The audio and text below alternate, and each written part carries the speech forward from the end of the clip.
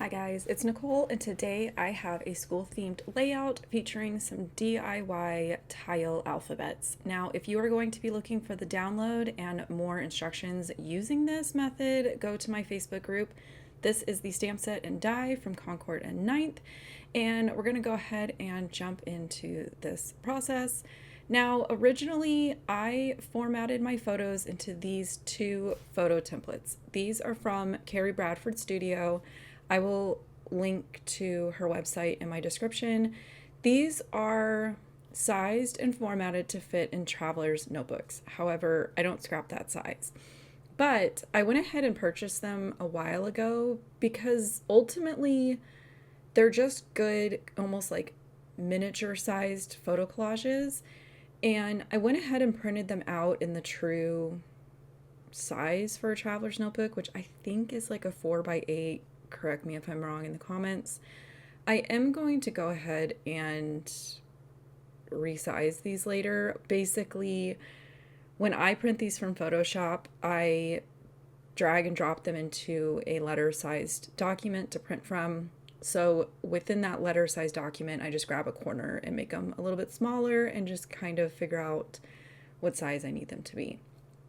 Now, I'm using a lot of stuff that I already had out from previous layouts. I'm going to be using a lot of the print and cuts from Tracy Reed, which is from a retired product, but I love it. It works, so I go with it. I'm using a lot of scraps, again, from a previous school layout that I used these supplies on. It was kind of, it worked for that, it'll work for this type of thing. I did flip through my school papers to kind of see if there was anything that was catching my eye, and there wasn't. Even at this stage, I kind of thought that I would use some of that green that I pulled and some other stuff, but ultimately I kind of just went back to this old yellow star pattern, which is from, I think, chili bean soup. The like not ledger, like the school line paper right here. This one's an old one from Photoplay. And then I've got that like aqua grid, super old. I don't even remember what it's from at this point, and unfortunately for me, I can't read it on the screen. But I am gonna use it up on this layout. So yeah, just kind of playing with things that are still out on my desk. I'm not following a sketch. I don't really have a plan. I just kind of figured the size of these photo templates and the size of my scraps, I figured I could kind of come up with something. This layout is part of my personal homework for the Darkside of Scrapbooking challenge. This was from August, where basically I went to my August 2020 album, compared it to the photos in my computer, and figured out what did I still need to work on, what had I already done, and was there any photos that I kind of wanted to document. These were, I didn't pay 100% to the photos, which in hindsight, I wish I had. Some of these overlap the layout that I had already done that documented the first day of school for the year that we were at home doing distance learning. This was intended to kind of just be some photos of kind of that first month.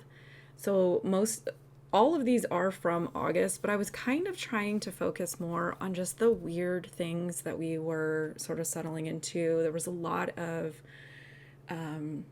typically I would pack like a sandwich and chips, fruit type of thing for my kids when they were physically going to school. At home, we kind of figured out that we don't need to do that. And so we were eating a lot of leftovers. Twice a week, we would go pick up food from somewhere. That was kind of our form of entertainment, as well as a way to support some of the local restaurants and stuff. So I had taken photos of that. And during this whole time period, I ended up kind of being the like admin assistant to everybody else in my house, and had to find things to do that I was staying quiet because the kids were on Zoom classes. My husband was working from home as well. And also, I didn't want to take up more internet. So I actually spent a lot of time stitching. And then I would hop around the house based on what the kids needed. My son was upstairs in my scrapbook room. That was a mouthful, using my computer, and my daughter was downstairs using my laptop.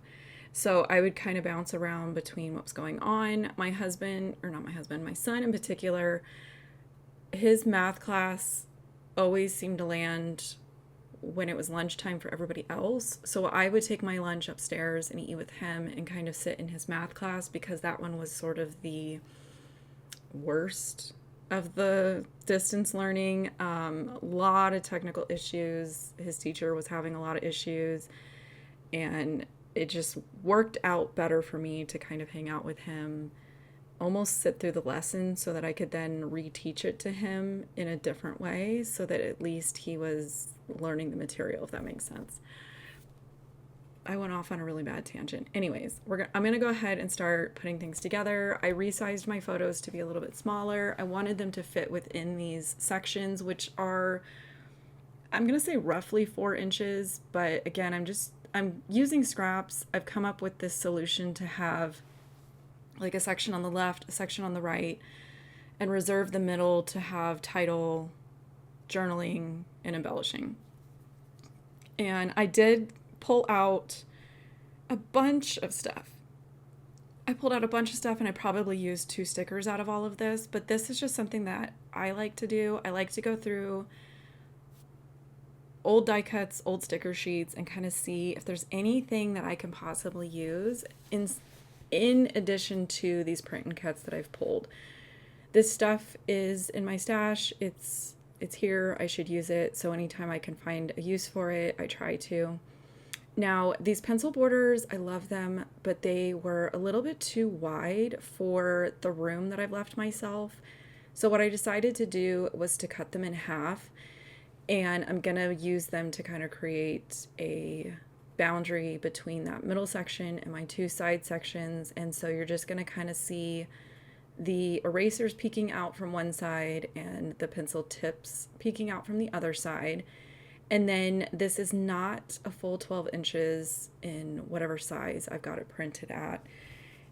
And all of the pencil images are butted up against each other with no white border, but the entire piece has a white border. So in order to not have like that, where the 2 pieces meet, there's going to be that white border. So what I'm going to do is I'm just going to kind of cut off a little sliver of either side where they're going to meet up, and you'll never see it. It'll look like it is a full 12-inch piece. So at this point is when I am going to go ahead and grab that die. This is a template that Sue over in my group made. She's got a Photoshop version, and this is the Canva version. I actually went back. At this point, I've already made the layout, but I went back to kind of show you guys how I did it. So I've got it open in Canva. If you press Alt-1, it opens up all the layers. So you can see everything that she's got in here. She even has the die in here so that you can check your spacing and stuff like that. I'm going to suggest, if you're not already in my Facebook group and you want help with this, to join my Facebook group. I'm going to hook up with Sue and have her see if we can kind of figure out like a typed up version or something to kind of explain this. But I played with the Canva version and I felt like it was pretty easy to do. It was easier than the Photoshop one, and I use Photoshop all the time. So I just go in here, I click on the numbers that she's already got typed in here. I replace the number with what I want to spell. So I'm just going to type out start of the, and it's pretty easy. You click on it, make sure it's highlighted, and you can either hit delete, or I just typed the letter that I needed and it overrides the number. And you can see over on the left in the layers, it's replacing those. So then I was like, oh, I don't really want to sit here and delete all of these numbers. So I figured out that if I just kind of grabbed them all, which if you hold down shift and click them, they grab them all. I'm going to come up here to this transparency and just make them clear, make them disappear basically. So they're still there. So when I come back in here, if I need to fix a letter or whatever, it's there. this was just the easy solution for me. I think you could obviously delete it. This is one of those things like a Google Doc or a Google Sheet. When someone shares it with you, you want to make sure that you save a original copy for yourself. And then when you work off of that copy, you're kind of making a new copy of the copy, if that makes sense. It probably doesn't. Anyways, I got all my stuff in here, made sure that the numbers were clear so they weren't showing up. I'm going to go ahead and just highlight everything. I'm going to pick a font that I wanted to use. I think the one I used is part of the Canva Pro. I pay for the monthly subscription because I use Canva constantly for stuff in my group, thumbnails, intros.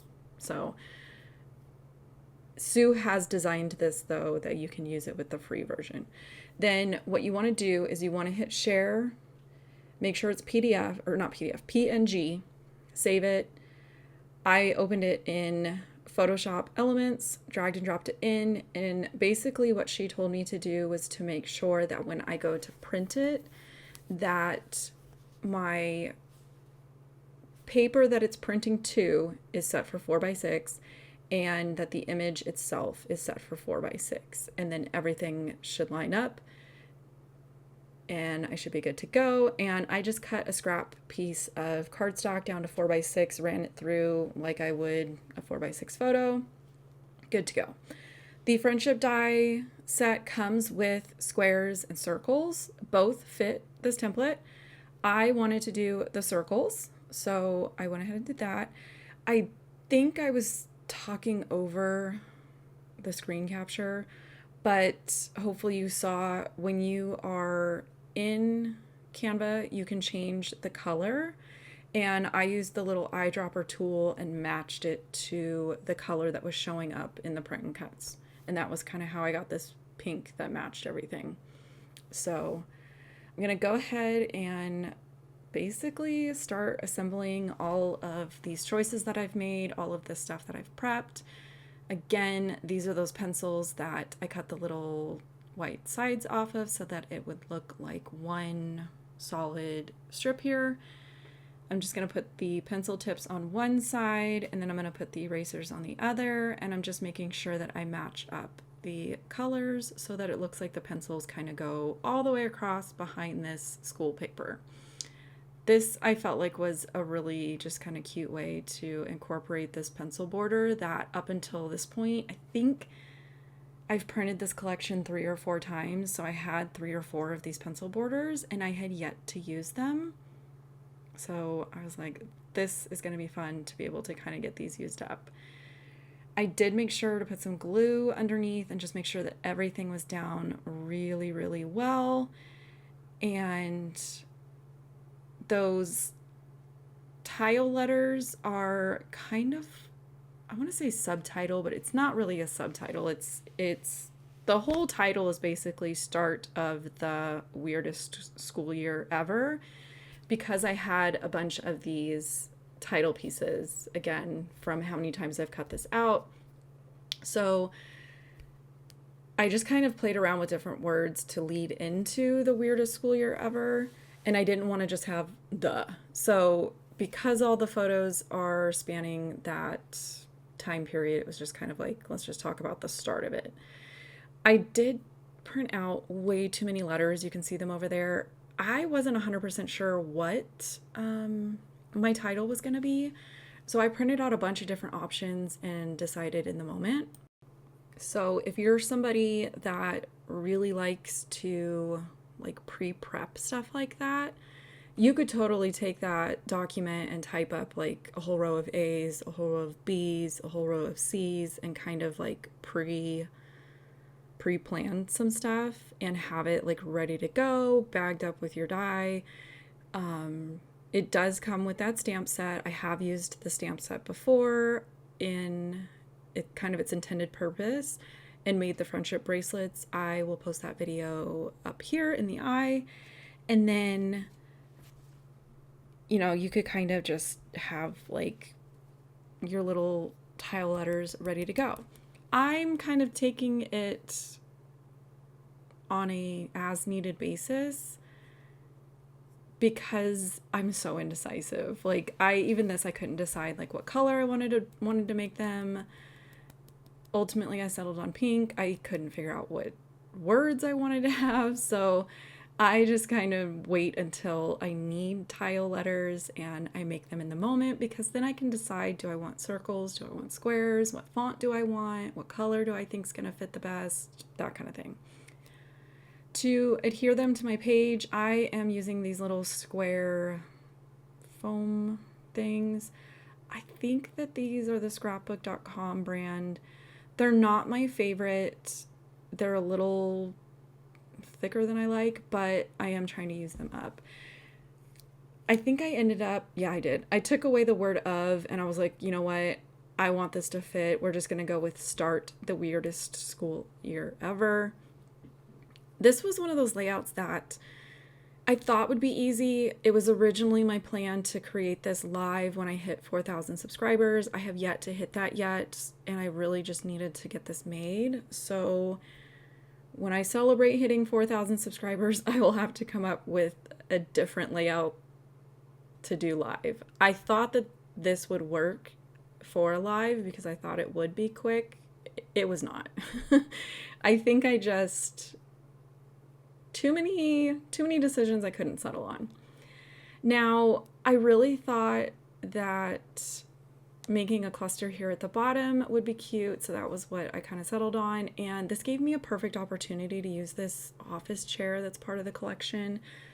If you guys have been around my channel for a long time, you guys know that whenever I see like a chair in a collection, I'm just kind of thrown off because I'm like, what do I do with this?